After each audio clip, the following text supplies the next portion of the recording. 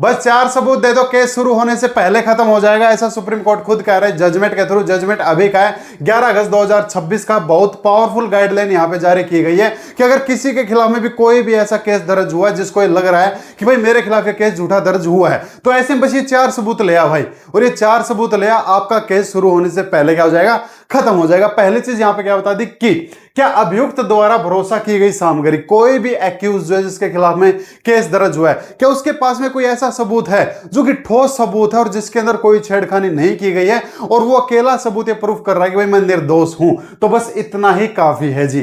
जैसे एग्जांपल के लिए बता देता हूं, मान के चलो कोई हस्बैंड जो कह रहा है कि मेरी वाइफ का किसी और के साथ में चक्कर है, और उसके पास में कोई ऐसी वीडियो है जिससे साफ स्पष्ट क्लियर हो रहा है और उसमें कोई छेड़खानी नहीं की गई, तो उसकी उस सबूत पे भरोसा करो और उसके केस को हटा दो, अगर कोई उसके ऊपर जो ऐसा झूठा केस लगा है तो। दूसरा चीज बता दिया, क्या अभियुक्त द्वारा प्रस्तुत सामग्री अभियुक्त के विरुद्ध लगाए गए आरोपों को, नीत कथनों को खारिज कर देगी, कि अगर उसके पास में जो भी एक्यूज है कोई ऐसा सबूत अगर उसके पास में जो उसके खिलाफ में एलिगेशन लगाए गए हैं, क्या वो इन एलिगेशन को प्रूफ कर सकता है कि भाई ये जो है ये बिल्कुल झूठे एलिगेशन मेरे ऊपर लगाए गए हैं। जैसे किसी वाइफ ने कहा कि मेरे हस्बैंड ने फलानी तारीख को मेरे को थप्पड़ मारा, और उस तारीख को हस्बैंड कहीं और था, उसने सबूत दे दिए, तो दोनों चीज क्या होगी, इररेलेवेंट होगी। तो वो एक ऐसा सबूत है जो उस पूरे इंसिडेंट को प्रूफ कर रहा है कि मैं तो उस दिन था ही नहीं, तो उसके उस सबूत को क्या कर लो, एक्सेप्ट कर लो भाई। और तीसरी चीज बता दी, क्या अभियुक्त द्वारा प्रस्तुत सामग्री पर अभियोजन पक्ष, अभियोजन पक्ष का मतलब होता है विक्टिम पक्ष, जिन्होंने मुकदमा दर्ज किया है, खंडन नहीं किया गया है। सामने वाले चुप हो गए सबूत देख के कि भाई इसके सबूतों का हमारे पास में कोई जवाब नहीं, क्योंकि सबूत असली है। होता ना कि हमने कोई सबूत पेश किया और सामने वाले के पास में कोई जवाब ही नहीं है कि भाई ये सच्चा है कि झूठा, भी वो चुप ही हो गए वो लोग, तो मतलब वो सबूत क्या है, सच्चा है, तो उसके सबूत पे भरोसा किया जाए। और चौथी और सबसे अहम चीज, क्या मुकदमे की कार्रवाई करने से न्यायालय की प्रक्रिया का दुरुपयोग होगा, या फिर किसी ने जिसके ऊपर भी कोई ऐसा झूठा केस दर्ज हुआ, अगर वो अपने आप को बेगुनाह साबित करने के लिए कोई ऐसा सबूत देता है जो ये प्रूफ कर रहा है कि भाई इस बंदे के ऊपर अब कार्रवाई करने का सिर्फ कोई मतलब बनता ही नहीं है, क्योंकि कानून की प्रक्रिया क्या है, सिर्फ दुरुपयोग होगा, तो क्या कर देना चाहिए। देखो, यदि सभी चरणों का उत्तर सकारात्मक है, ये जो सभी 4 चरण हमने देखे ना, जो 4 सबूत हैं, अगर भाई ये सारी चीजें रेलेवेंट हो रही है कि भाई वो बंदा निर्दोष है, तो उच्च न्यायालय को क्या करना चाहिए, 482 के तहत अपनी शक्ति का प्रयोग करके ऐसे आपराधिक कार्रवाई को रद्द करने के लिए प्रेरित करना चाहिए। तो हाई कोर्ट को क्या कर देना चाहिए, उस केस को क्वेश कर देना चाहिए। अगर आपके पास में भी ये 4 सबूत है और आपको लग रहा है कि अभी जो है मेरा केस स्टार्ट होने वाला है, तो आप शुरू होने से पहले ही उसको खत्म करवा सकते हो। खत्म कैसे करवा सकते हो, मैं उसका आपको एक शॉर्ट में तरीका बता देता हूं। देखिए, अगर आप अभी भी किसी के साथ में भी कुछ ऐसा हुआ, भाई उसके ऊपर कोई झूठी एफआईआर दर्ज हुई है किसी भी केस की, सिर्फ एफआईआर दर्ज हुई है, चार्जशीट कोर्ट में नहीं गई है, तो आप चार्जशीट को कोर्ट में जाने से पहले उस केस को क्या करवा सकते हो, रफा दफा करवा सकते हो। कैसे होगा, देखो, जिस भी पुलिस स्टेशन के अंदर वो एफआईआर दर्ज हुई है ना, उस पुलिस स्टेशन के एरिया का जो भी हाई कोर्ट है, वहां हाई कोर्ट पे आप जो है क्वेश्चन की पिटीशन लगा दो। 482 सीआरपीसी के तहत में लगती है, और नया कानून के तहत में 528 बीएनएसएस के तहत में क्वेश्चन की पिटीशन लग जाएगी। ये चार्जशीट दर्ज होने से पहले, यानी कि अभी सिर्फ एफआईआर हुई है, और अगर ये 4 सबूत हैं तब तो आप अपने एक पिटीशन रेडी करो, अपनी ड्राफ्टिंग रेडी करो और हाई कोर्ट में लगा दो, और इन 4 सबूतों के साथ में आपका केस शुरू होने से पहले ही खत्म हो सकता है। और जिसको भी अगर अपनी घर बैठे ड्राफ्टिंग तैयार करवानी हो 482 के लिए, आप इंडिया के किसी भी हाई कोर्ट के लिए अगर पिटीशन तैयार करवाना चाहते हो क्वेश्चन के लिए, तो आप हमसे करवा सकते हो। जो फीस होगी वो आपको पे करनी पड़ेगी। डिस्क्रिप्शन में आपको मेरी टीम का नंबर मिल जाएगा, उनसे आप जो है संपर्क कर लेना। लेकिन ये जो चीज है ना, ये चीज आपको तब काम आएगी भाई जब आपका जो है एफआईआर दर्ज हुआ है, लेकिन अभी तक चार्जशीट जो है वो पेश नहीं हुई है। लेकिन अगर किसी के खिलाफ में चार्जशीट पेश हो चुकी है तो, और उसके पास में 4 सबूत है, तो उस केस में भी आप अपने मुकदमे में क्या करवा सकते हो, क्वेश करवा सकते हो 482 और 528 के तहत में। यानी कि 482 की जो पिटीशन है वो चार्जशीट से पहले भी लग जाएगी और चार्जशीट के बाद में भी लग जाएगी। लेकिन अगर चार्जशीट दर्ज हो चुकी है ना, तो मैं आपको इसका सुजेशन नहीं करूंगा। इसके अलावा अपने पास एक ऑप्शन और होता है, वो होता है डिस्चार्ज का। डिस्चार्ज, अगर आपके केस कोई भी ऐसा केस है, आपको लग रहा है कि मेरे खिलाफ झूठा दर्ज करवाया गया और उसकी चार्जशीट जा चुकी है, तो जिस कोर्ट में चार्जशीट गई है ना, तो जिस दिन चार्जशीट गई है उस दिन से लेके और 60 दिन के अंदर अंदर आप एक डिस्चार्ज एप्लीकेशन कोर्ट में लगा सकते हो कि उन 4 सबूतों के साथ में कि भाई वो 4 सबूत मेरे पास में भी है, तो ये सारा मामला झूठा है और ये लंबा चलाओगे तो सिर्फ कानून की प्रक्रिया का दुरुपयोग है, मेरा भी टाइम खराब है, कोर्ट का भी टाइम खराब है। तो आप 60 दिन के अंदर डिस्चार्ज पिटीशन लगा सकते हो उसी कोर्ट में जिस कोर्ट में आपके खिलाफ में चार्जशीट गई है। और अगर आपको लग रहा है कि मामला झूठा है, मेरे पास में सबूत है, आप यहां पे जाइए। अब यहां पे मैं आपको सुजेस्ट क्यों कर रहा हूं, वो इसलिए कर रहा हूं जी, देखो अगर आप हाई कोर्ट जाएंगे तो हाई कोर्ट पहला जो अपने पास चैलेंज आता है ना, वो आता है हाई कोर्ट बहुत दूर होती है, हर किसी के नजदीक नहीं है। मान के चलो आप गुड़गांव से हो, गुड़गांव की हाई कोर्ट चंडीगढ़ के अंदर है, तो गुड़गांव से चंडीगढ़ दूर है, पहली दिक्कत हाई कोर्ट की ही आती है। दूसरा, अगर आप एडवोकेट के थ्रू अपना केस करवा रहे हो तो हाई कोर्ट के एडवोकेट की फीस डिस्ट्रिक्ट कोर्ट के एडवोकेट की फीस से ज्यादा होती है। और तीसरी जो दिक्कत आती है लोगों को, वो आती है लैंग्वेज प्रॉब्लम।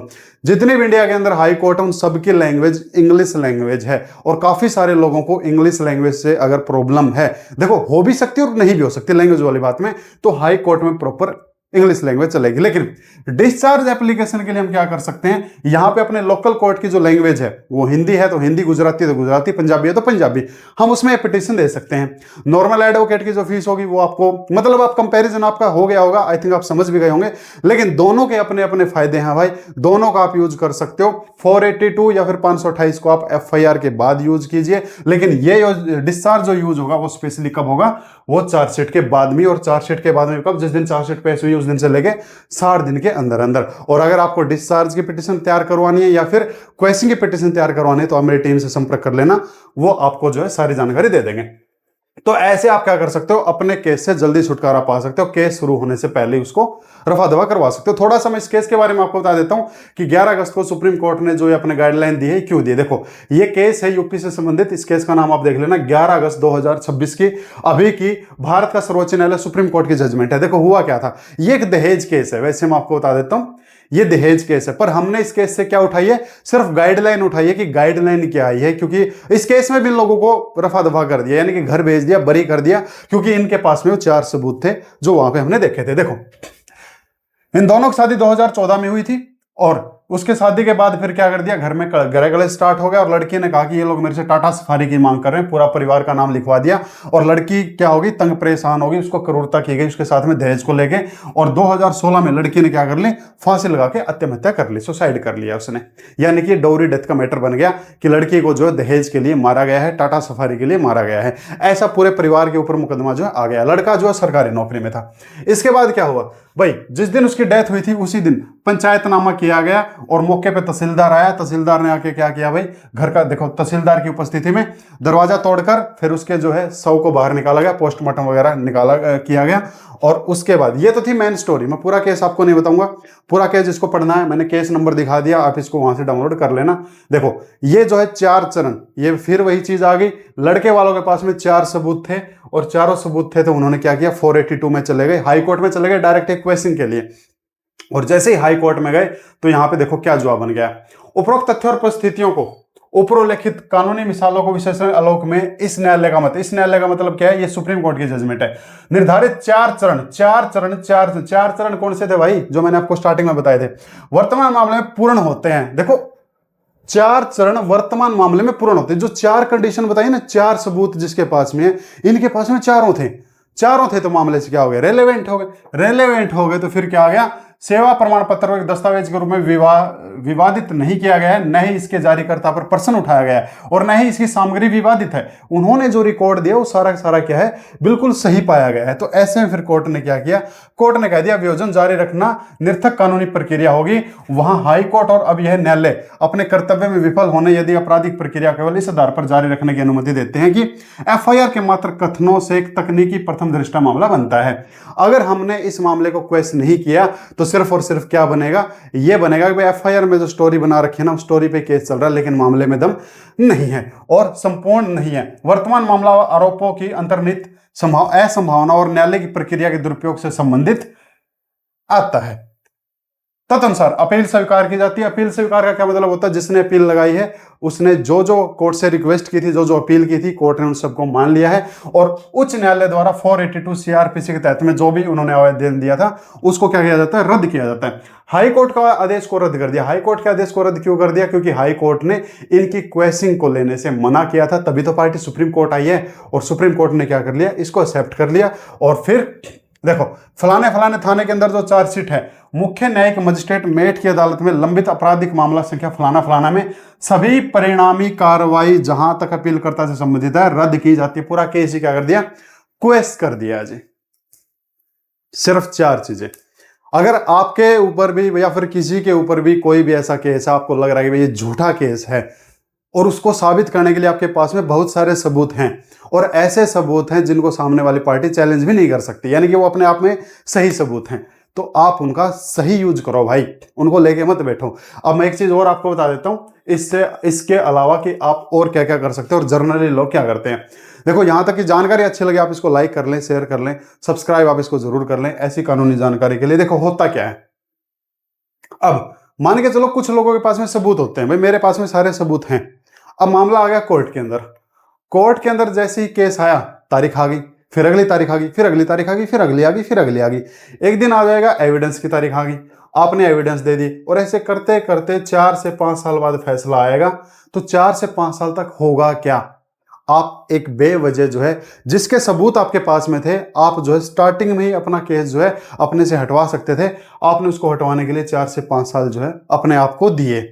उसी चीज का शॉर्टकट क्या है? एक तो डिस्चार्ज एप्लीकेशन है, कोर्ट में चार्जशीट जा चुकी है, कम खर्चा लगवाना है तो उस केस में आप डिस्चार्ज में जाइए, वहां पे सारे सबूत रखिए और अपने आप को डिस्चार्ज आप करवा लीजिए। और अगर उससे भी ज्यादा जल्दी है तो आप 482 या 528 में हाई कोर्ट में जाइए, क्वेसिंग पिटीशन लगाइए और वो जैसे हमने 4 सबूत देखे हैं ऐसे ही आप अपने सबूत पेश कर दीजिए, मामले को स्टार्टिंग में ही आप एंड करवा लीजिए। दोनों चीजें आपके हाथ में है और सारी चीजें जो है वो जागरूकता के अकॉर्डिंग होती है, जिसको किसी को जागरूकता पहले मिल गई, किसी को जागरूकता बाद में मिली, बस इतना ही खेल होता है। इसके अलावा कोई भी और अगर आपका क्वेश्चन है तो आप जो है कमेंट कर सकते हैं, मेरी टीम का नंबर आपको डिस्क्रिप्शन में मिल जाएगा, उनके जरिए आप मेरे से संपर्क कर सकते हैं। और ऐसी कानूनी जानकारी आपको आगे चाहिए, आप इसको सब्सक्राइब जरूर कर लें, शेयर जरूर कर देना, अच्छा लगा तो लाइक जरूर कर देना। Thank you.